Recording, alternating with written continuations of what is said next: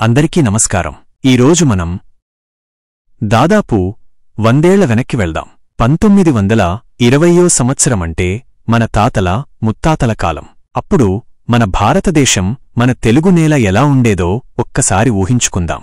అప్పటి సంగతులు వింటే నిజంగా ఆశ్చర్యం వేస్తుంది. అప్పట్లో మన దేశాన్ని బ్రిటిష్ వాళ్లు పరిపాలిస్తున్నారు. ఊళ్లల్లో అంతా నిశ్శబ్దంగా ఉండేది. ఎక్కడ చూసినా పచ్చని పొలాలు, చిన్న చిన్న ఇళ్లు కనిపించేవి. ఇప్పుడున్నట్టు పెద్ద పెద్ద బిల్డింగులు, కార్ల హడావుడి అస్సలుండేది కాదు.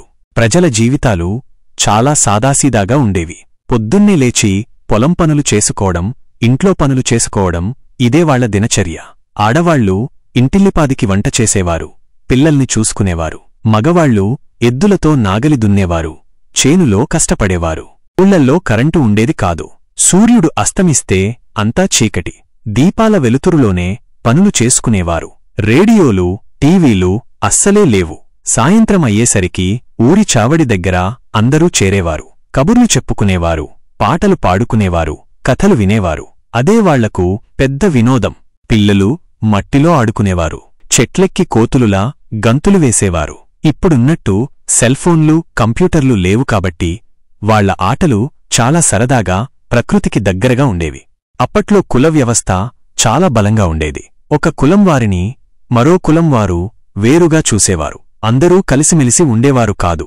చదువుకునే అవకాశం అందరికీ ఉండేది కాదు.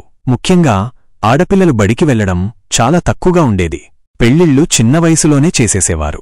అమ్మాయిలకు 10 నుండి 12 ఏళ్లు వచ్చేసరికే పెళ్లిళ్లు అయిపోయేవి. అత్తారింట్లో వాళ్లు ఎన్నో కష్టాలు పడేవారు.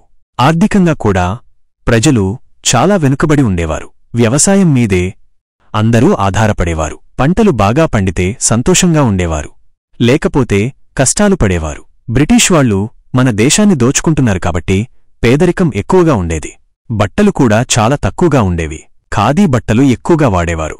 రాట్నం మీద నూలువడికి తమ బట్టలు తామే తయారు చేసుకునేవారు కొందరు. అలాంటి పరిస్థితుల్లో కూడా ప్రజల్లో ఒక రకమైన ఆనందం, ఒట్రుమై ఉండేది. ఒకరికొకరు సహాయం చేసుకునేవారు. పండుగలు, జాతరలు వస్తే అందరూ కలిసి సంబరాలు చేసుకునేవారు. అప్పట్లో స్వాతంత్ర్య పోరాటం కూడా ఊపందుకుంటోంది.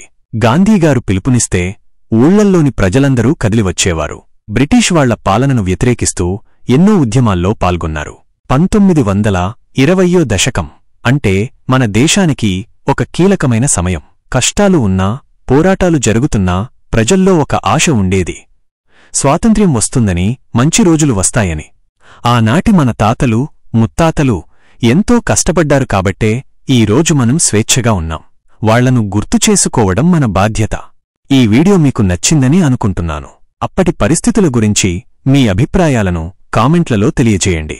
ఇలాంటి మరిన్ని ఆసక్తికరమైన విషయాల కోసం మన ఛానల్ను సబ్స్క్రైబ్ చేసుకోండి. ధన్యవాదాలు.